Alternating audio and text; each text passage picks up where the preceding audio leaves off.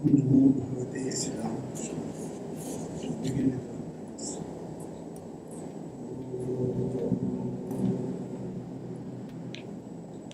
Akhandamandalakaram Vyaptam Yena Characharam Tatpadam Darshitam Yena Tasmai Shri Gurave Namah. Hari Om. Om Sahana Bhavatu Sahanau Bhunaktu Sahabhiryam Karavamahai Tejasvinavaditamastu Vidvishavahai. Om Shanti Shanti Shanti. Vasudeva Sutam Devam Kansachanuramardanam Devaki Paramanandam Krishnam Vande Jagadguru.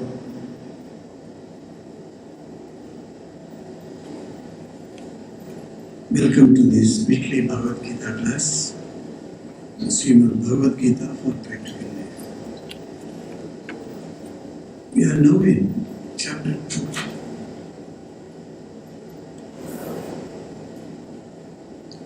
The verse 64 and 65 together we took up and we saw that a beautiful example given by Sri Ramakrishna.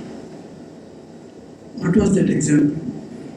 Sri Ramakrishna says, after curdling, the milk is to be kept undisturbed in one place only, so that it may coagulate into good curds. Change of place will have adverse effect. Likewise, the mind is to be fixed on the Lord only, for it to become calm and divine. So, there are many ways that we generally say how to make the mind calm and quiet. Sri Ramakrishna gives a beautiful example of keeping the curd in one place. After putting the leaving agent into the milk, if you go on changing the place of the curd, then the milk will not turn into curd. It should be kept in one place, undisturbed, and it is left there. Then that milk will turn into curd. So in the same way, Sri Ramakrishna says, the same way that we have to fix our mind on God, then the mind will get quietened. It will become calm. In tranquility, prasade, in tranquility, in the calmness of the mind, then what happens? Sarva dukkhanam anihi. All the problems or all the sorrows, dukkha means sorrow, all the sorrows are destroyed. After telling this, Sri Krishna continues. Suppose a question may come here. I allow my mind to get dissipated. That means I put my mind in this point, then another subject, like that. 10, 15 subjects I think of. My mind is now going from here and there. So what is the wrong in that? Is there any harm? For that, Sri Krishna explains. Nasti buddhi rayuktasya nacha yuktasya bhavana nacha bhavayata shantihi ashantasya kuta sukham. A question he raises very beautifully. There is no wisdom in the fickle minded. Ayuktasya. Yuktasya means one who has got connected to God. One whose mind is fixed on God. He is called yuktaha. And one who is ayuktaha, one whose mind is not connected to God. What happens to his buddhi? His buddhi becomes unsteady. Ayuktasya, na cha ayuktasya bhavana. there is no bhavana, there is no proper way of meditation for that mind who is not connected to God. So, after telling this, na cha bhavayata shantihi, if there is no proper meditation a man can achieve, then he will not have peace. Then it is ashantasya, one who has got no shanti, he is called ashanta. One who has got no shanti, that ashanta person who has got no shanti, no peace, kuta sukham, there is the enjoyment of happiness, there is no happiness for him. So the root cause of happiness, he traces. If you do not have peace of mind, there is no happiness. Happiness is a state of existence for the mind. That means I can be very peaceful. At that time, I realize some pleasure within me in form of bliss that I get, and I am contented in that state of mind. That is called happiness. What is happiness? Happiness is not that by taking something or eating something, seeing something. In that there is a pleasure principle is in it. But happiness comes because sometimes even in a painful situation we find it happy. The mind is very strange. It finds happiness even in some type of painful instance. So I am going by say 276 steps in a Batu caves. I have to walk up. And I go up and reach that place. It's very painful. My knees are paining. But I have reached the last step and I've gone into the cave and I feel very happy. So some painful situations also can bring happiness. That means happiness is not directly related to whether pleasure or pain. It is related to your mental status where you find some contentment, then you get happiness. The biggest happiness you get in your life is when you say it's enough. Contentment. That is the biggest santosha. Santosha is one of the niyamas of the yoga. Yama, niyama, there are two things are given in the yoga. Sri Patanjali gives in yoga. So he says, Shaucha Santosha Tapas.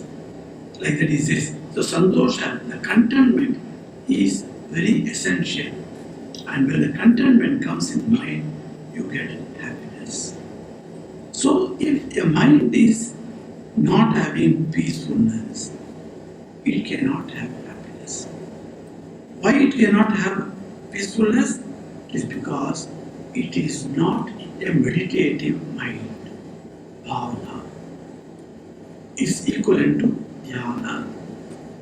This bhavana or dhyana is being spoken of by us many times. You will find in yoga also we say that let us meditate for 10 minutes. In one place I went, in the satsang, we are all sitting and suddenly the MC said, let us now meditate. So we all sat nicely and I prepared myself to meditate. And within 2 minutes he said, oh, finished, meditation is over. You have not even started spelling the word meditate. It's a big word. M-E-D-I-T-A, T-I-O-N. I only come to T. By that time meditation is over. And we are very proud to say, I have meditated today. I went to the temple and meditated. For how many minutes? 2 minutes. So, if 2 minutes also you meditate in the actual sense of meditation, I would welcome that. Why? What is the difference between meditation and japa? This question is often asked in our spiritual retreats. What is the difference The essential difference is in japa, you are repeating a mantra. So the Guru has given you a mantra, and that Guru has told you repeat 108 times in the morning and in the evening. So you are doing that. The repetition of mantra is called japa. While doing japa, have you noticed in your mind you are getting some other thoughts also? That means one or two thoughts related to your japa. It may be related to your japa or it may be completely unrelated to your japa. Some thoughts other than the mantra are coming in your mind. Now you take a position where there is existence of only one thought. There is no second thought there. And there is no repetition of mantra. Mantra repetition is over. Mind is completely silent, and all the thoughts that are coming 1, 2, 3, 4, 5, they are all gone into one thought. So I am thinking of my Ishtadevata and a beautiful Lord Muruga I am thinking, for instance, is very well decorated, and I am thinking of Lord Muruga's image, and my mind is completely focused on that features, and there is no other thought. That is called meditation. Patanjali says, if you take a container of oil and pour it in another container, how the oil will flow from one container to another container? It will be uninterrupted flow. If you put water, this will be having many interruptions. But the oil will not have any interruption. It will flow smoothly. Just like a small pillar you can see, smoothly the oil is flowing from one container to another container.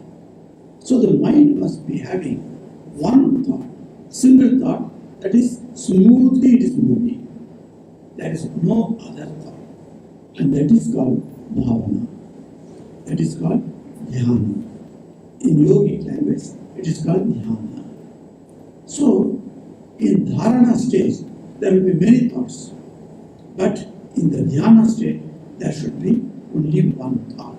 If you define meditation as a continuous flow of one single thought, according to Patanjali Rishi, can you claim that I am meditating?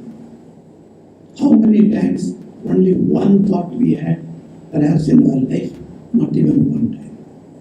Whenever we sit for meditation, we find many thoughts are coming. So these many thoughts have to be shortened and focus on only one thought. That is called, in that time only, the mind will get peace. If there are multiple thoughts, there will be no peace. Then he says, that type of meditative state will be possible only when you have yukta buddhi. If the buddhi is connected to love. If it is not connected to God, then that is called ayukta buddhi. That buddhi will not have meditation. Because that buddhi is not having meditation, it will not have peace. Because it doesn't have peace, it will not have happiness. So if you want happiness, you go back one by one and see how difficult to get happiness. We may have pleasures. A pleasure does not turn into happiness automatically. Even in pleasure, your mind gets concentrated and it becomes one-pointed. Then only that can lead to happiness. So, he says, Nasti buddhi rayuktasya nacha yuktasya bhavana nacha bhavayata shanti, that is abhavayata. When the unmeditative state is there, no shanti, then ashantasya kutasukam. Krishna himself is raising this question, putting the answer in the form of a question, that we all do that. Are you going tomorrow? When I shall go there? You reply. So the question is, instead of replying in answer form, you will reply in the question form. So here also Krishna takes that tactics and tells Arjuna that Kuta Sukham, where is the happiness for the person who is not having meditative mind? So Nacha Bhavayat Shanti. So Siddhanandaji says, Yoga is the science of self-culture. He who devotedly practices it is called a yukta. Because yukta word also comes from yuj. The root word in Sanskrit is yuj, means to union, to join. That is the word. Yoga also comes from that. But he who is indifferent to it is an ayukta. It is by the practice of self-culture, buddhi, or right understanding is developed. It makes the mind profound, which state being known as bhavana. The one devoid of profundity does not get at shanti, the serenity of mind. How can there be happiness to one with a disturbed mind? Excellences such as deep discrimination, benign meditation, solemn bearing, and unbroken joy emanate from the practice of yoga. So Sri Ramakrishna gives a beautiful example which Siddhanandaji quotes. What is that example? Clay allows itself to be molded into any fine form, but baked clay is of no use for this purpose. Now we are getting Vinayaka Chaturthi in this month. You know how many clay murtis are made of Ganesha?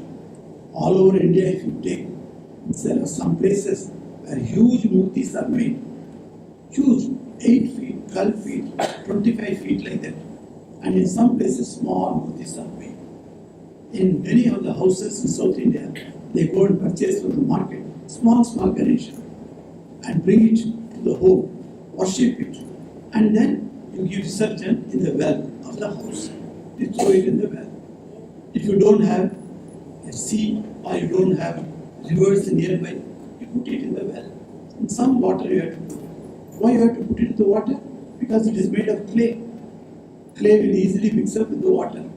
And it is made of clay.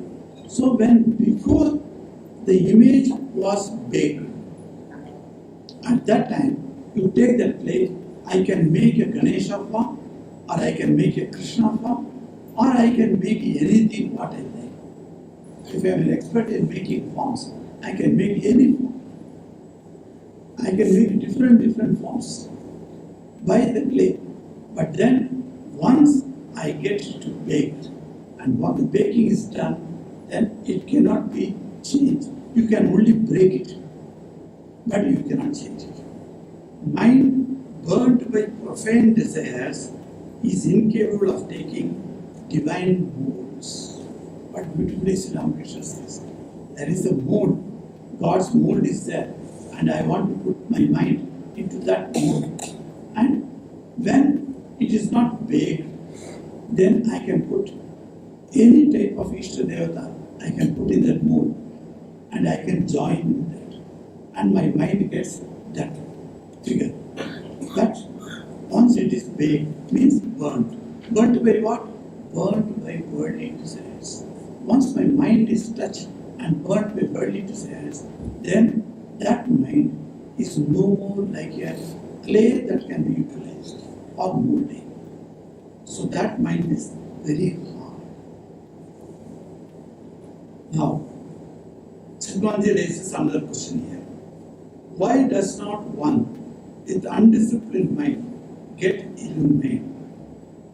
So, a person is not disciplined and he has got no illumination. Why it is so? Only disciplined mind gets illumination, not an undisciplined mind.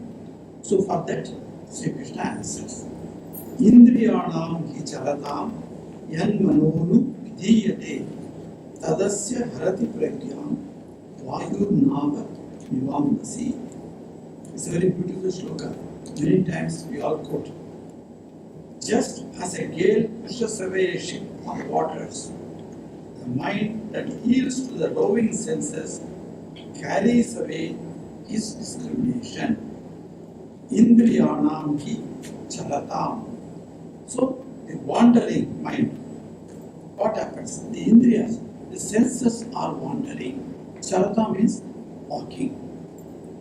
Charati means walking. So, it is going. Going where? To its own sense objects. All the five senses are moving towards its five sense objects. At that time, what happens? Anuvidiyate. It is following very closely according to the sense object that comes in my waking state, and my eyes are, if it is a very beautiful object, my eyes are going towards it again and again. If it is a wonderful sound, then my ears want to hear again and again. And if it is very soft and soothing to touch, then my hands want to touch again and again. Like that, all the five senses wants to have the five sense organs. They are anuvidiyate. They are going, following very closely. That is the beautiful word. Anuvidiyate. Then he says, tadasya, that type of persons, prajnam, discrimination, is harati. It is carried away. How it is carried away? Krishna himself gives an example. What is the example he gives?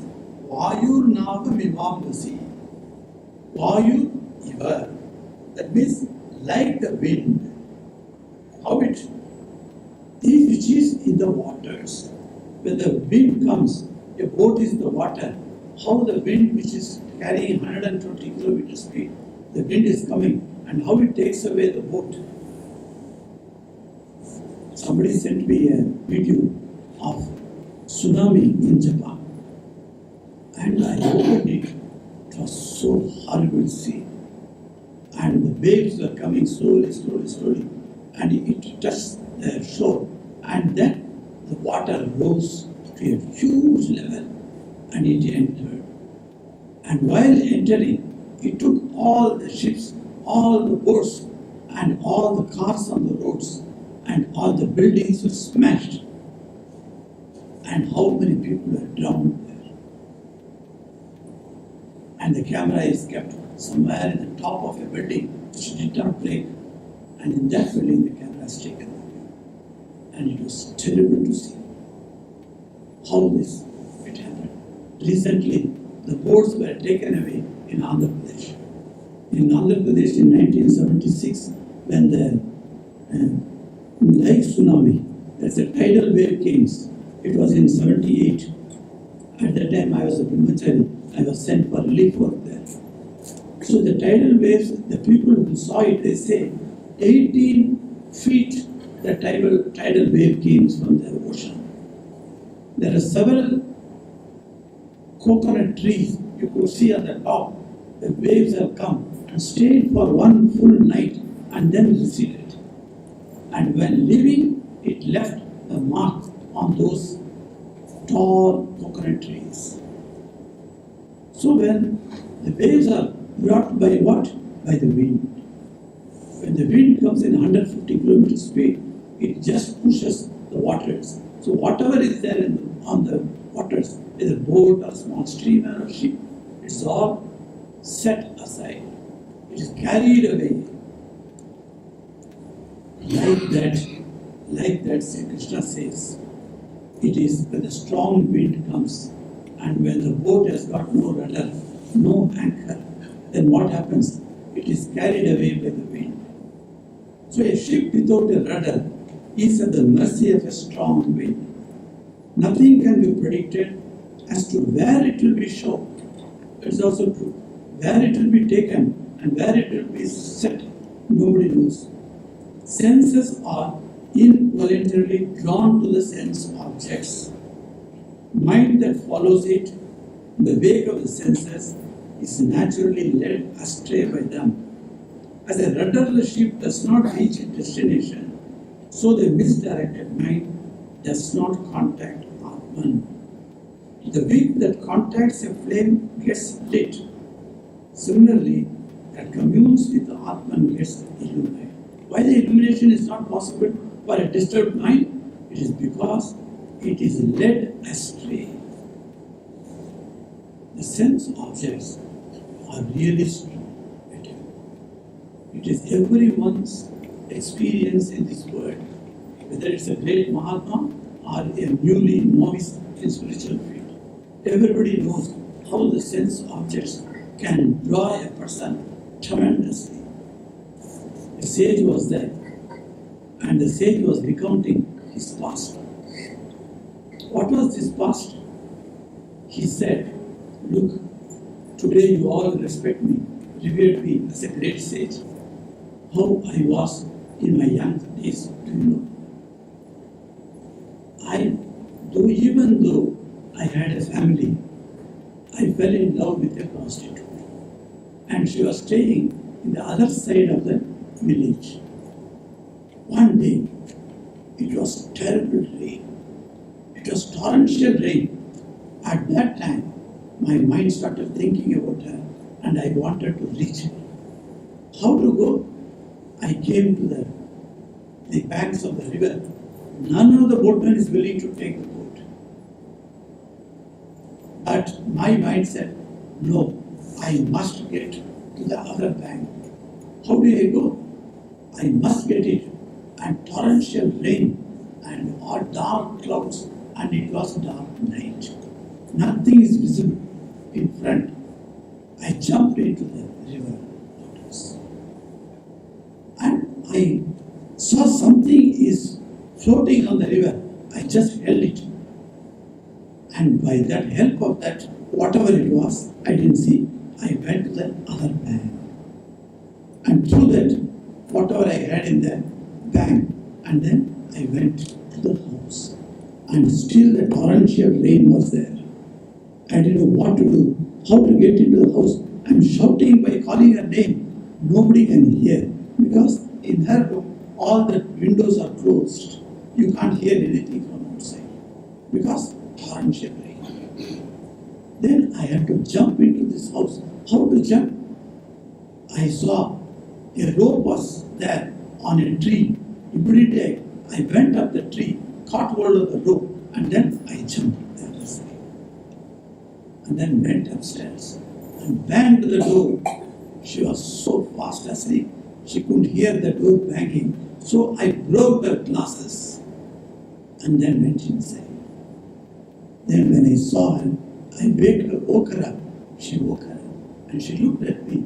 In this midnight, in this torrential rains, how did you reach here? I said, let it be, little sun come tomorrow. I will show you I reached here. And the sun came. Clouds went away. He took her to the bank of the river. And you see, this is the thing that I took with me and came here. What was that? It was not any boat or anything. It was a corpse of somebody, a dead body. Catching the dead body, he came there. And how did he jump into the house? No, there was a rope there. There is no rope. Where it is the rope? Then he went to the tree and said, you see, that was the rope. He said, what was that? That was a snake. Not knowing it was a snake, he held the snake because his mind was completely blind to all sorts of things happening. Outside, whatever happening, it dragged him. The desire to have sense enjoyment dragged him to that place, and he did not mind whether it is a dead body, whether it is a slave, and whether it is a torrential rain, and whether it is a dark night. Nothing deterred him. That is how the sense objects power. And once you realize the power of the sense objects, then you start wondering, should I go astray because of that? And then what the lady told him? She said, look, for this body that is going to be discarded tomorrow on the fire, in fire it will be put up and it will be destroyed. For this body enjoyment, you came so much and so much trouble you took.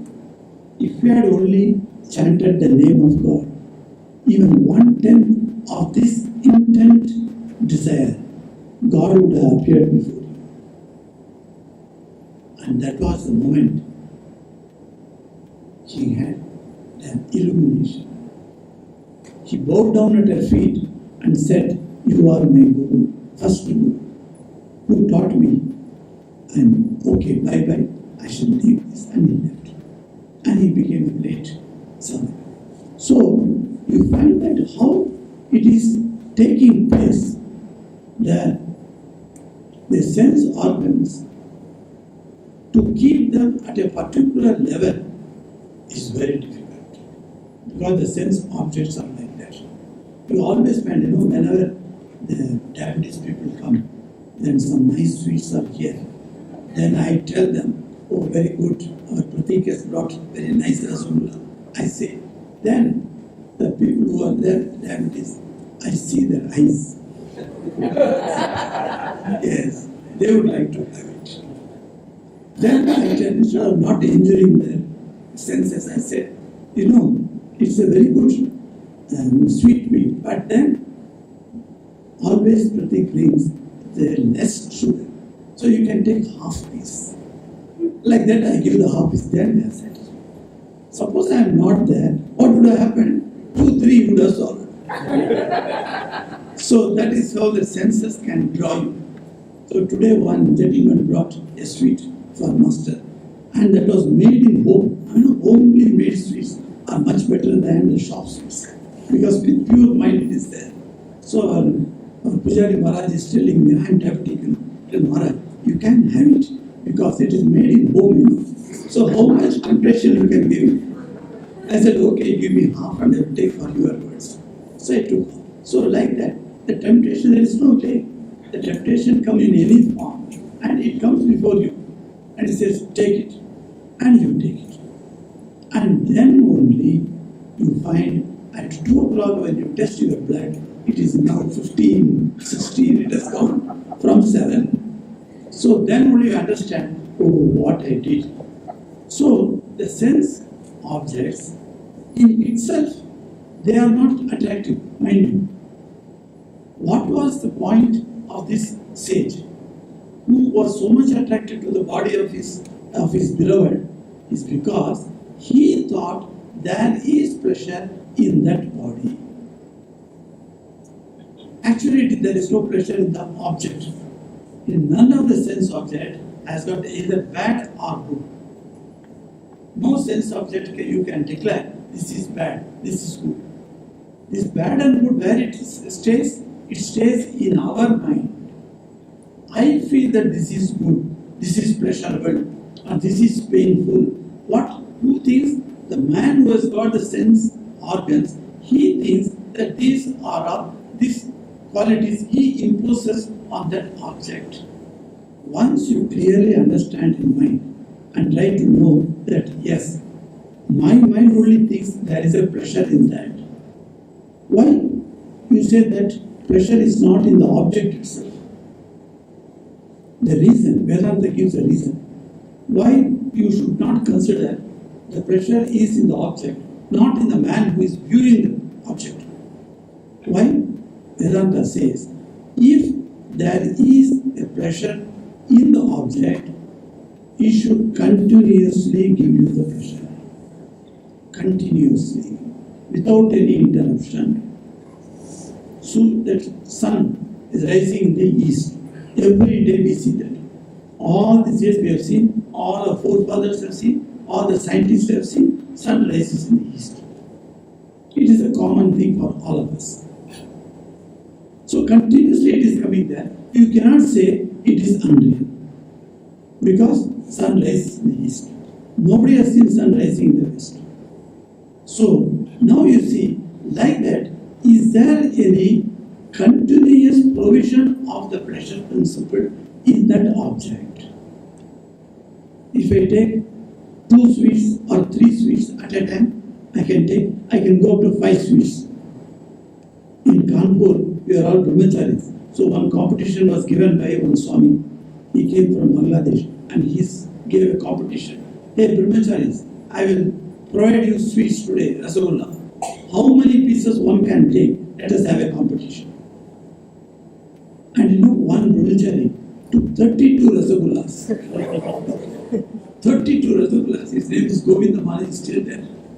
Then I met him in Artpur last 2 years back. I asked him, Maharaj, now you are 70-year-old. Can you take 35 Rasagollas? No, I can't take even 7 Rasagollas now.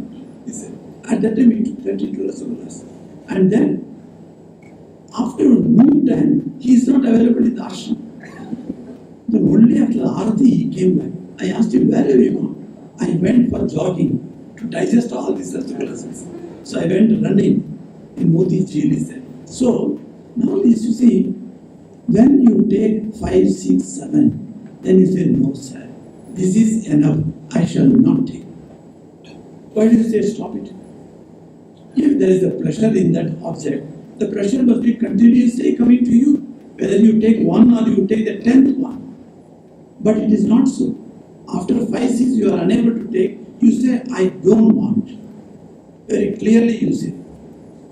That means the pleasure principle is not in the object. That is a Vedanta analysis. So Vedanta gives us this clear idea that you don't think whether it is pleasure or the pain, vice versa.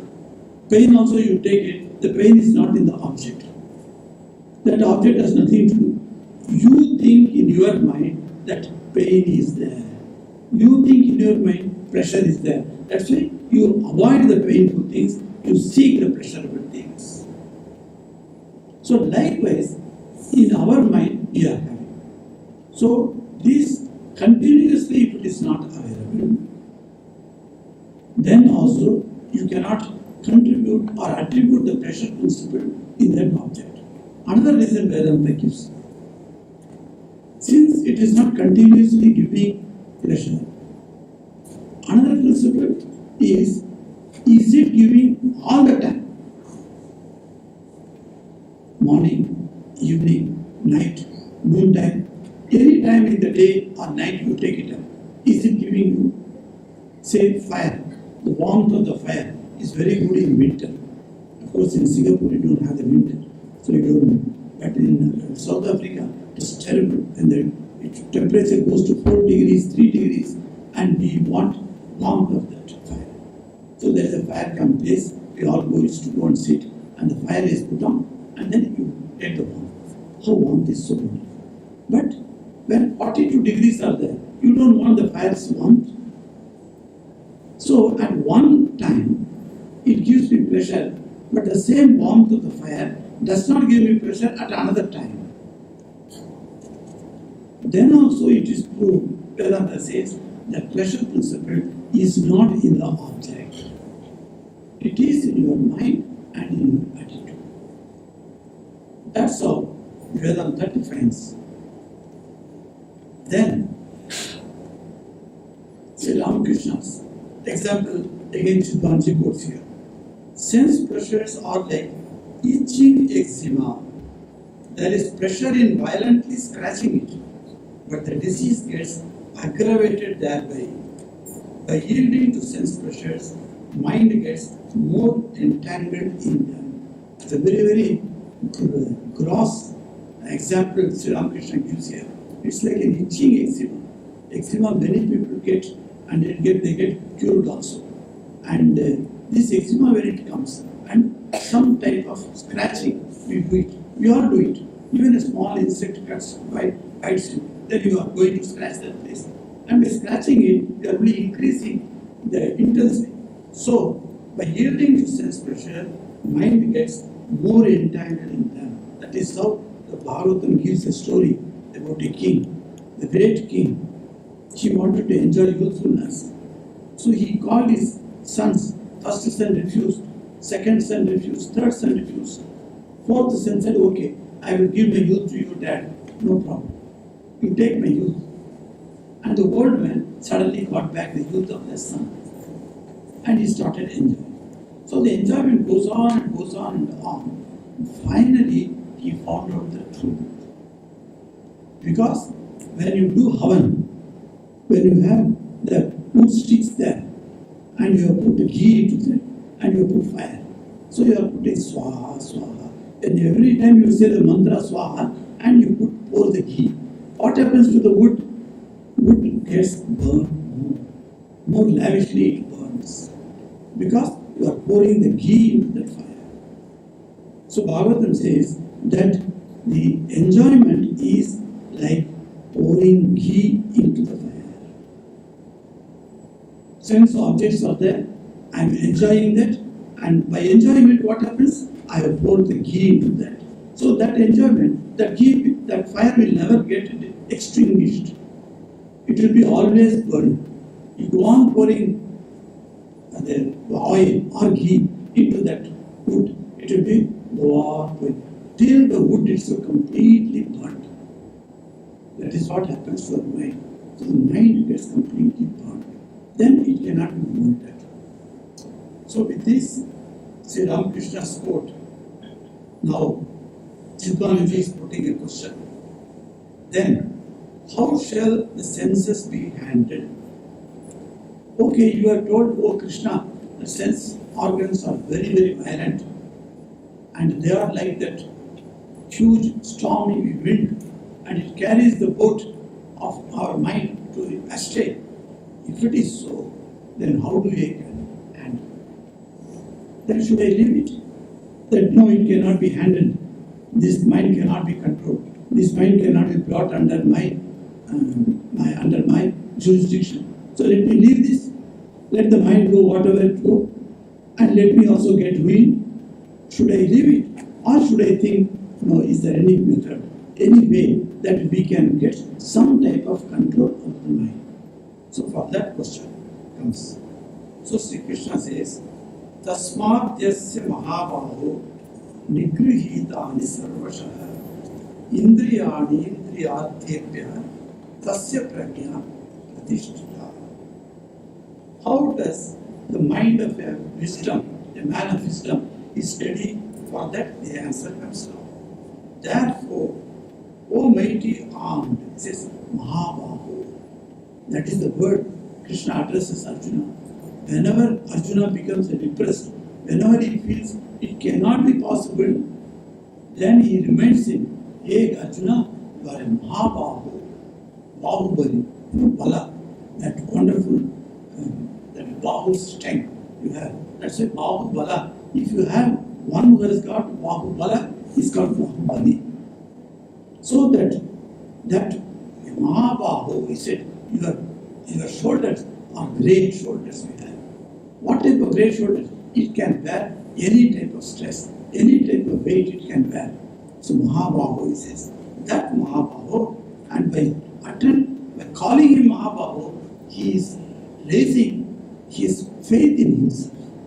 Then Arjuna gets up. I am Mahabahu. Why I have to get depressed? I should not get depressed. So he says, a Mahabahu, mighty armed.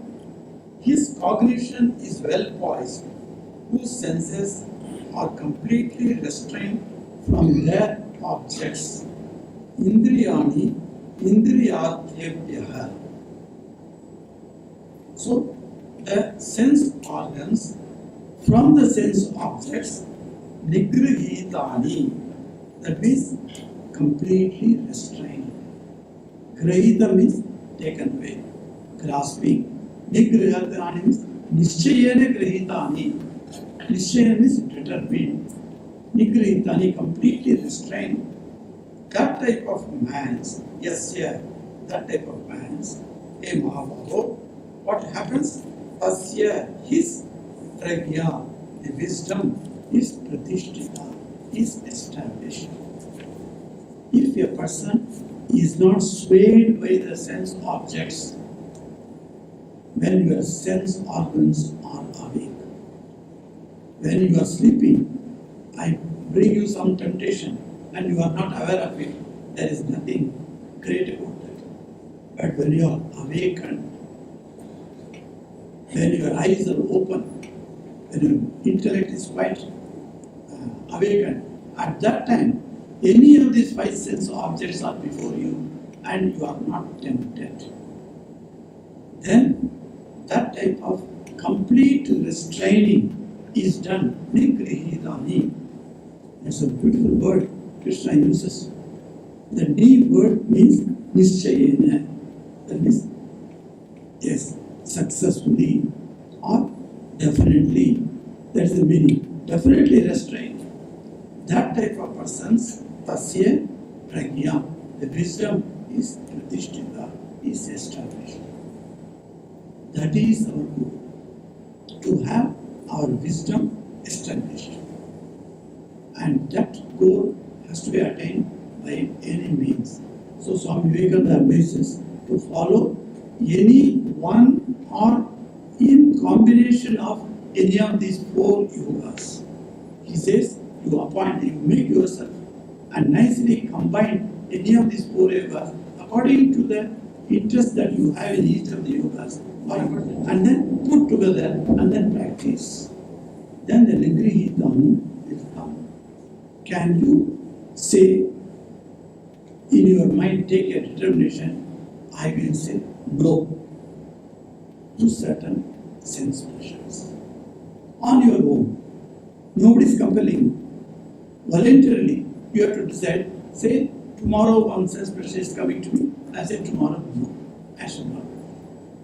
Like that you have that type of slowly for smaller things, if you start, then only we can have that nigrihitani, the nishayena grihitani will happen. That successfully we can restrain. Small things also we cannot restrain. Then how you think the bigger things can be tackled? We cannot handle it. We shall continue further next Saturday. I have one announcement to you. Next Saturday, you all know that every Saturday we have children's Hinduism classes. Many of the parents send their children from 5 years to 15 years old. We give them music lessons, we teach them Vedic sutras, dastas, and then chanting.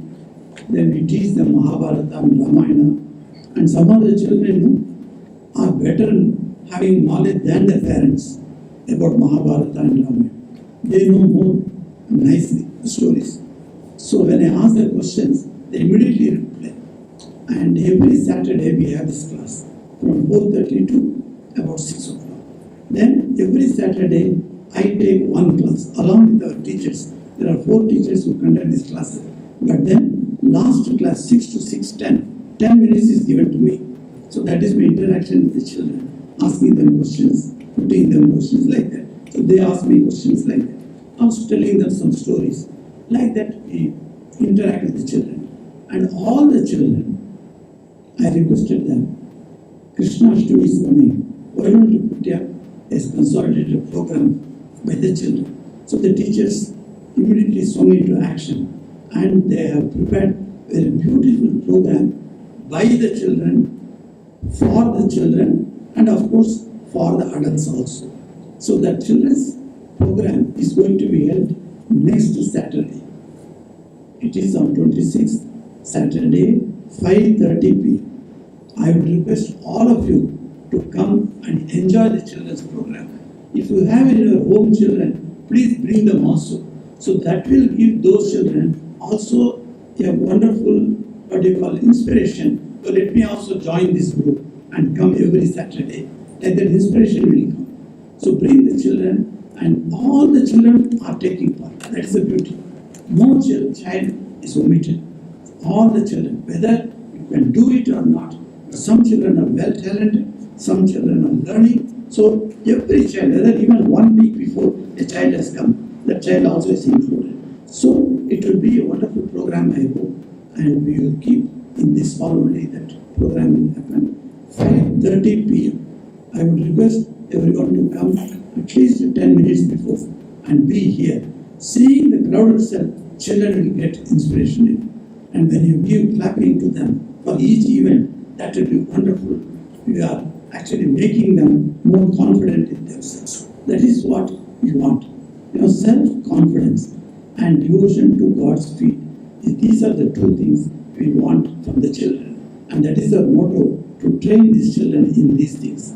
So I request you to come on 26th Saturday at 5:30 p.m. for that wonderful children's function. Om Shanti Shanti Shanti. Hari Om Sri Ram Krishna.